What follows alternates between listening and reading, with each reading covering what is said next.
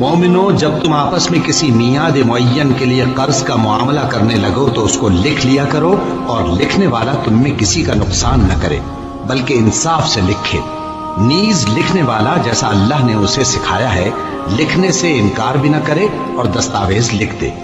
اور جو شخص قرض لے وہی دستاویز کا مضمون بول کر لکھوائے، اور اللہ سے کہ اس کا مالک ہے خوف کرے، اور زر قرض میں سے کچھ کم نہ لکھوائے۔ اور اگر قرض لینے والا کم عقل یا ضعیف ہو یا مضمون لکھوانے کی قابلیت نہ رکھتا ہو تو جو اس کا ولی ہو وہ انصاف کے ساتھ مضمون لکھوائے، اور اپنے میں سے 2 مردوں کو